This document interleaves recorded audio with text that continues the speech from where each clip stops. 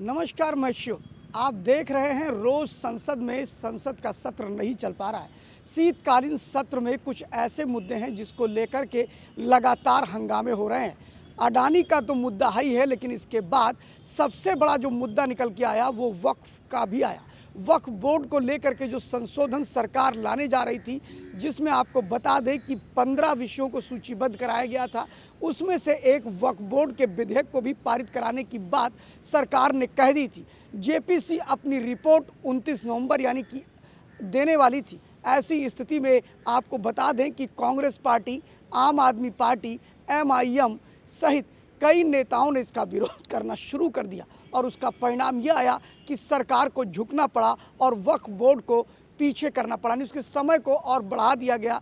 अब जेपीसी अपनी रिपोर्ट, जो कि जगदम्बिका पाल भारतीय जनता पार्टी के सांसद हैं, जो कि जेपीसी के अध्यक्ष हैं, उनको अब ये कह दिया गया है कि फरवरी 2025 में इस वक्फ के संशोधन विधेयक को प्रस्तुत करने के लिए जेपीसी अपनी रिपोर्ट को प्रस्तुत कर दे।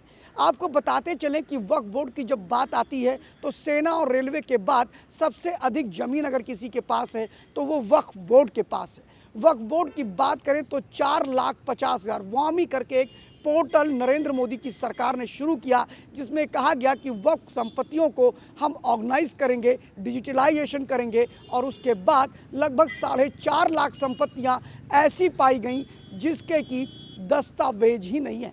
आपको बता दें कि ये 4.5 लाख संपत्तियों के अलावा 56,000 संपत्तियां और भी हैं जो और भी विवादित हैं, और ये जब चाहते हैं, जिसको चाहते हैं, वो संपत्ति अपनी बता देते हैं। आपने देखा होगा कि भगवान कृष्ण की द्वारिका को, यानी जिसको बट द्वारिका कहा जाता है, उस पर भी वक्फ बोर्ड ने क्लेम कर दिया था। सूरत नगर निगम पे भी वक्फ बोर्ड ने क्लेम कर दिया था।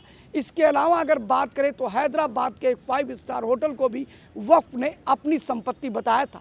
वक्फ अधिनियम 1995, उसके बाद 2013 में जो कांग्रेस ने अमेंडमेंट किया, उन्होंने उसको इतनी शक्ति दे दी कि वो किसी भी बिना किसी दस्तावेज के उस संपत्ति को अपनी संपत्ति बता देते हैं।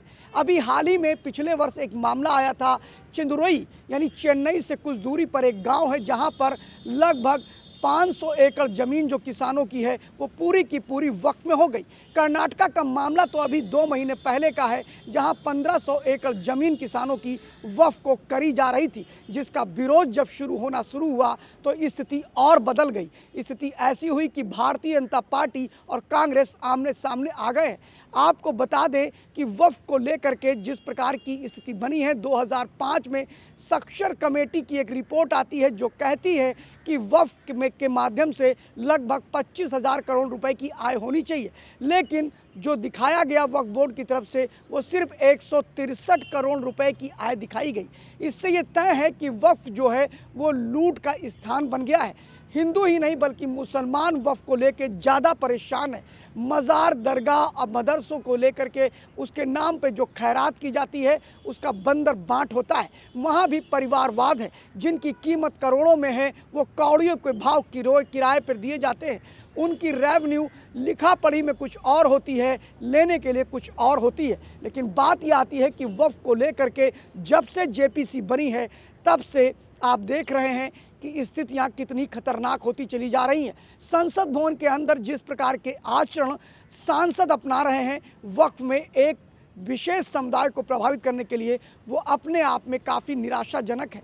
आपको बता दें कि कल्याण बनर्जी टीएमसी के, उन्होंने तो पिछले सत्र में आपने देखा जेपीसी में जाने के बाद उन्होंने कैसे हंगामा करा था। उन्होंने गिलास को तोड़ा, जगदम्बिका पाल पर फेंका और जब उनके हाथ में चोट लगी तो कहा मुझे मारा गया है। आपको बताएं कि संजय सिंह जो कि आम आदमी पार्टी के नेता हैं, असुद्दीन ओवैसी जो एमआईएम के नेता हैं, इसके कल्याण बनर्जी, और आपको बात करें तो कांग्रेस पार्टी के नेता गौरव गोगोई ने सीधे सीधे कहा कि जेपीसी अपनी रिपोर्ट इतनी जल्दी सबमिट नहीं कर सकता है। आखिर क्या दिक्कत है इनको? अगर वो रिपोर्ट सबमिट हो जाती, स्थिति ये है कि वक्फ संशोधन को लेकर के दिक्कतें ही दिक्कतें हैं।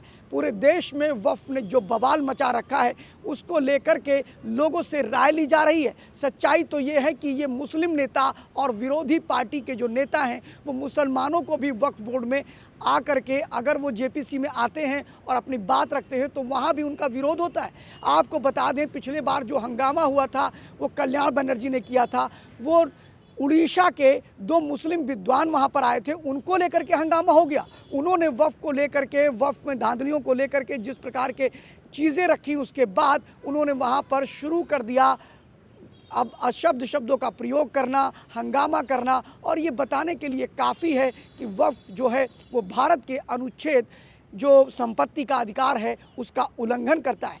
वक्फ एक्ट जो है वो भारत के कानून का सीधे सीधे उल्लंघन करता है। वो बाबा साहब भीमराव अंबेडकर के बनाए गए संविधान को पूरी तरह से उसका गला घोंटता है। क्योंकि अगर वक्फ बोर्ड किसी संपत्ति को अपना बता देता है तो स्थिति ये है कि उसके लिए आप बाबा साहब भीमराव अंबेडकर के बनाए गए जो संविधान है उसके तहत आप अपील भी नहीं कर सकते हैं, आप किसी भी न्यायपालिका में नहीं जा सकते हैं। उसके लिए विशेष वक्फ बोर्ड के जो ट्रिब्यूनल है वहीं पर आपको जाना होगा, आपको केस भी मुसलमान से ही लड़ाना होगा, वहाँ पर जो निर्णय देगा वह भी मुसलमान होगा। यानी पूरी तरह से अगर देखा जाए तो वक्फ को लेकर के जिस प्रकार का हो हल्ला मचा है वह भी सोचने की बात है कि आखिर वक्फ बोर्ड में संशोधन ना किया जाए, ऐसा विपक्षी नेता दबाव क्यों बना रहे हैं?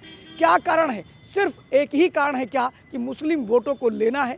क्या एक ही कारण है क्या कि मुसलमान हमसे छिटके ना? क्या एक ही कारण है क्या कि वक्फ के माफिया जो हैं उनको सुरक्षा दे रहे हैं ये नेता? फिलहाल ऐसे बहुत से प्रश्न हैं। देखना यह है कि आने वाले दिनों में वक्फ पे रार और बढ़ेगी, टकरार और बढ़ेगी। और स्थिति ये है कि क्या वक्फ का संशोधन नरेंद्र मोदी की सरकार कर पाएगी? चूँकि एक बड़ा चैलेंज है नरेंद्र मोदी के सामने, जिस पर जब जेपीसी की डेट कल बढ़ाई गई तो ये माना जाने लगा कि मोदी सरकार फूंक फूंक के कदम बढ़ा रही है। लेकिन वहीं पर योगी सरकार को बधाई देनी होगी कि उसने अपनी कैबिनेट में ये प्रस्ताव पारित कर दिया कि फसली सन 1359 में जो भी दस्तावेज मिलेंगे उन्हीं को हम वक्फ की संपत्ति मानेंगे। उसके पहले की कोई भी संपत्ति वक्फ की संपत्ति नहीं होगी। अगर दस्तावेज वो नहीं दिखा पाएँ तो वो भी वक्फ की संपत्ति नहीं होगी। इसलिए लोग ये मानने लगे हैं कि अब केंद्र सरकार को भी कड़े नियम बनाने होंगे और केंद्र सरकार को भी अब वक्फ बोर्ड को लेकर के कुछ ना कुछ तो करना होगा। देखना यह है कि आने वाले 2025 में बजट सत्र में मोदी सरकार वक्फ संशोधन विधेयक ला करके उसे पारित करा पाएगी या नहीं करा पाएगी। देखते रहिए लाइव यूपी न्यूज़ 24।